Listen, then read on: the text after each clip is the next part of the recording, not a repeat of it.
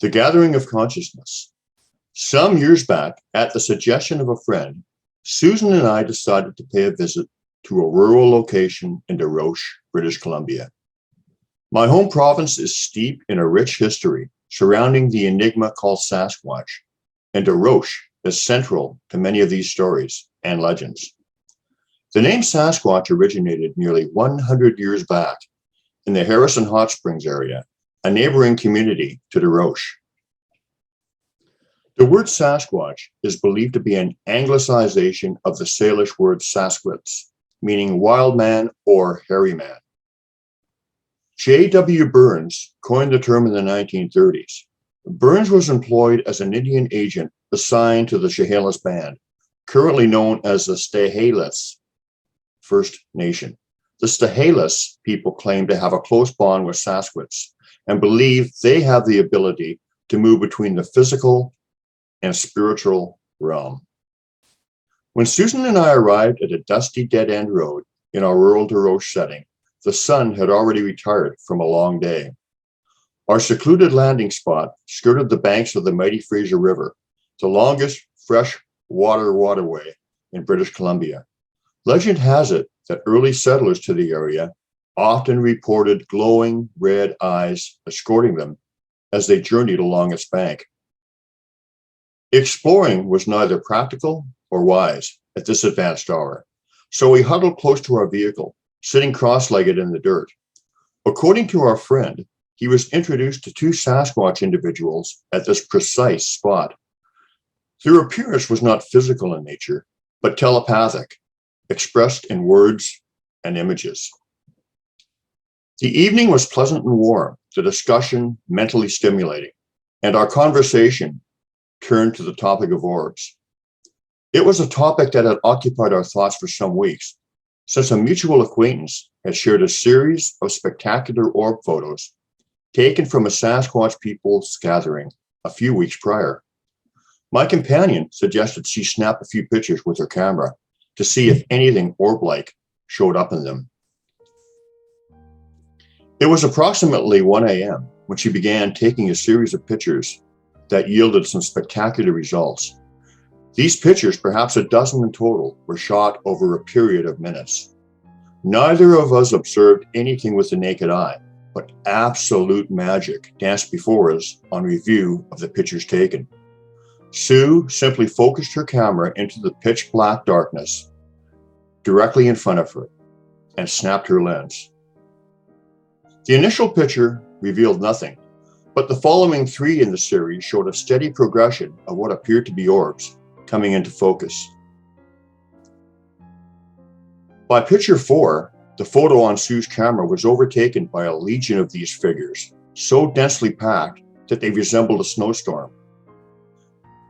Picture 5 is when things really began to get interesting.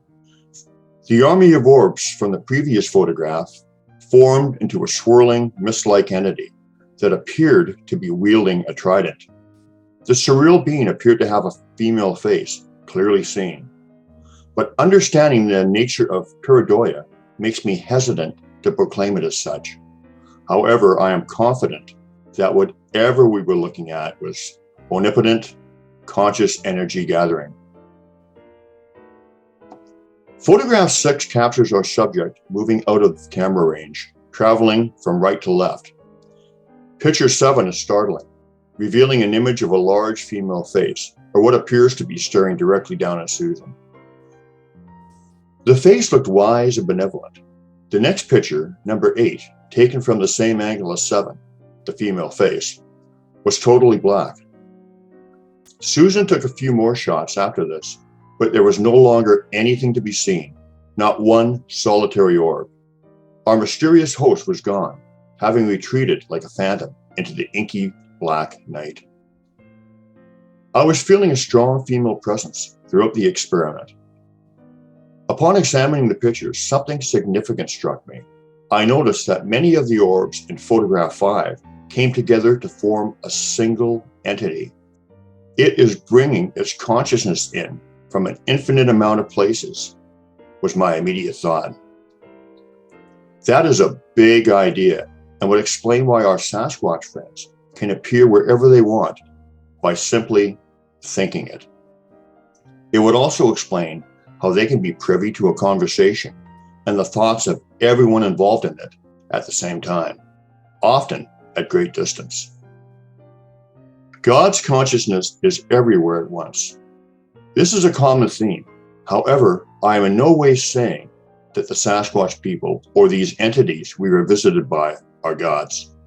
I don't believe that, but I am of the belief that what we witnessed was an omnipotent being capable of bringing in or extending his consciousness far and wide. This intense teaching moment confirmed that hypothesis. Our visitor clarified something that I had already strongly suspected, that indeed some of the more evolved Sasquatch people, or ancient ones, have the capability to have their consciousness in an infinite amount of places simultaneously. Recently, I showed this series of photographs to the friend who initially suggested Susan and I go to Desroches. That's the female Sasquatch that I saw, he candidly remarked. He, of course, was referring to the ethereal image of the female staring lovingly down at Susan. I do not subscribe to coincidence with these people, and our being there on that particular night was not that. Our arrival was expected. My incredible light bulb moment regarding the gathering of consciousness was also not a coincidence. I was already cognizant of their seemingly magical abilities, but this gathering of consciousness from different points of focus put a bold exclamation mark on that ever-evolving understanding.